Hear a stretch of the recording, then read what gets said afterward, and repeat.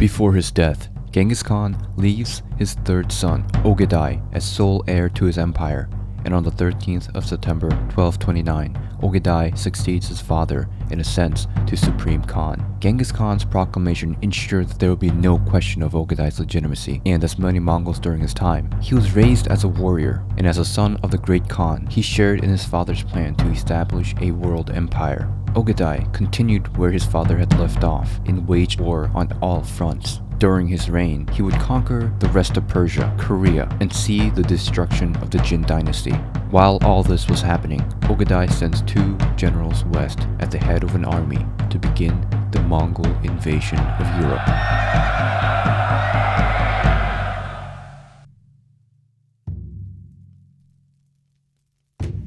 Nearly a 2-decade-long war against East Europe has resulted in the submission of the Russian principalities to Mongol rule. The Mongol Empire was ready to move in further into the European continent. The invasion force sent west was under the overall command of Batu, the grandson of Genghis Khan, but Subutai, an already accomplished general, was the main strategist and commander in the field. The force invaded Central Europe, split into 3 armies.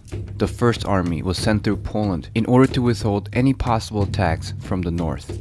They would meet a combined European force led by the High Duke of Poland, Henry II, at the Battle of Legnica, which would see the defenders' army nearly wiped out, with Henry II himself falling in battle.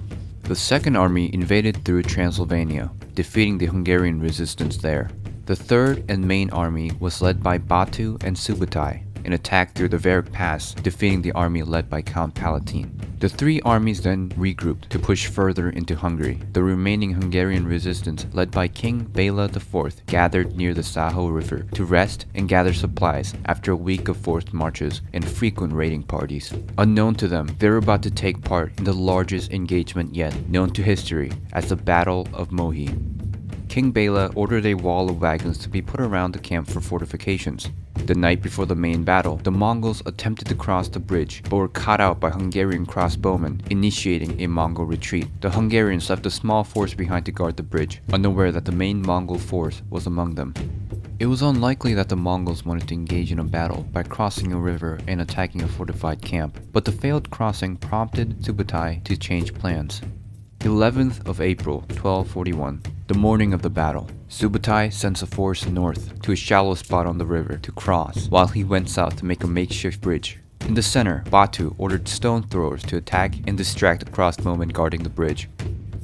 The northern troops arrived after successfully crossing the river, which prompted the bridge defenders to retreat to their camp.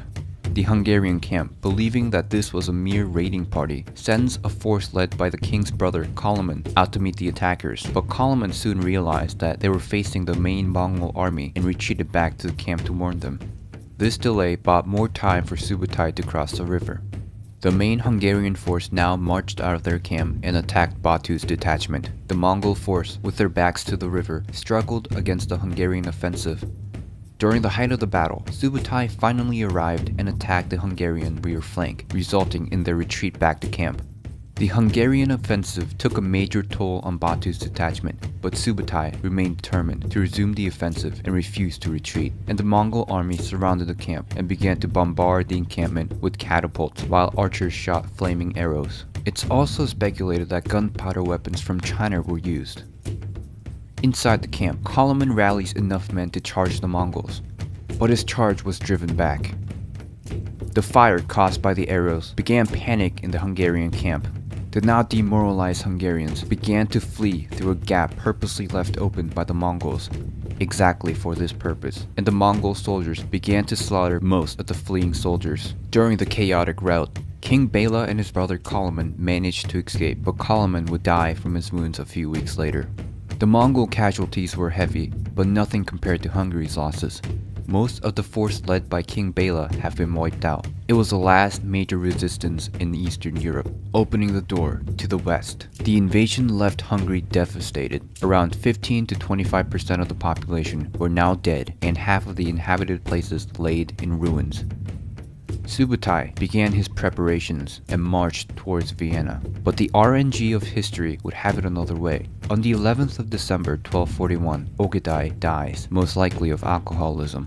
Subutai's expansion west is halted and the army retreats back as Batu is recalled to participate in the election of a new Khan, effectively marking the end to the Mongol advance into Europe.